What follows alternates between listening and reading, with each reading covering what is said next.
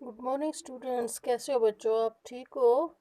So students, I am Randhir Kaur from GMS Didarpura. तो eighth class आज मैं आपको इंग्लिश पढ़ाऊंगी।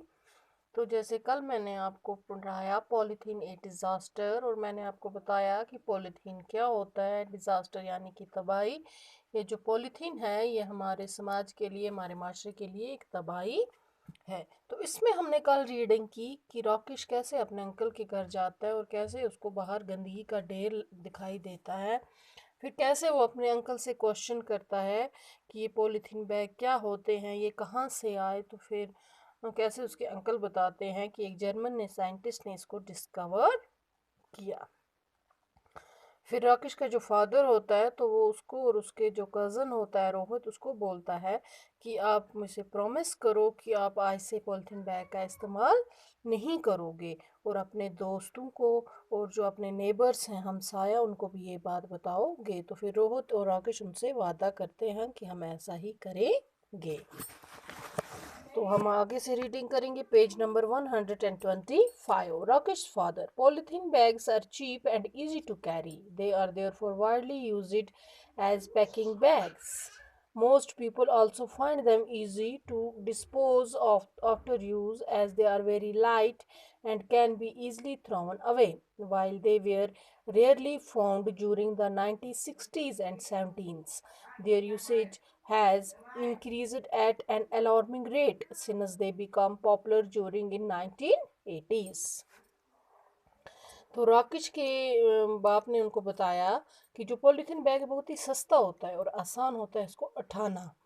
तो इसको पैकिंग के लिए भी इस्तेमाल किया जाता है। सब जिस भी चीज़ की पैकिंग हो इसी के साथ होती है। Most people also find them easy to dispose after use, as they are very light and can be easily thrown away। कुछ लोग इसको डिस्पोज मतलब कि ज़मीन में गाड़ना या जला देना, वैसे भी तरीके से भी इसको डिस्पोज करते हैं। आधे इसको फेंक भी देते हैं। While they were rarely found during the 1960s and 70s। तो इसका सबसे ज़्यादा इस्तेमाल कब पाया गया? 1960 में या 70s में। Their usage has increased in an alarming rate। इसका जो इस्तेमाल है यह मतलब कि खतरे की घंटी की तरह बढ़ रहा है since they become popular during the 1980s। और 1980 में ये बहुत ही मशहूर हो गए पॉलीथीन बैग, मतलब हर कोई इंसान इसी का इस्तेमाल करने लगा। According to media reports in Srinagar, it is calculated approximately that about 2 lakh polythene bags are used every day for purchase, storage and transport of various goods like vegetables, milk, milk products, meat, sweets, confectionery, bakery items, and fruits. That is why there are so many polythene bags outside। तो उसके बाद ने उनको कहा कि media, यानी कि media हुआ जो हम न्यूज़ सुनते हैं, उसके रिपोर्ट के मुताबिक कि मतलब कि 2 लाख पॉलीथीन बैग जो हैं वो हर रोज़ खरीदे जाते हैं, परचेज उनका इस्तेमाल किया जाता है श्रीनगर में। जैसे स्टोरेज, किसी चीज़ को स्टोर रखने के लिए, ट्रांसपोर्ट में, या किसी बहुत सारी चीज़ों में, जैसे सब्ज़ी हो गई, दूध हो गए, दूध से बनी चीज़ें हो गई, मीट हो गई, मिठाई हो गई, बाकी घर का सामान हो गया, बेकरी जो बिस्किट वगैरह हम खाते हैं, फ्रूट हो गए।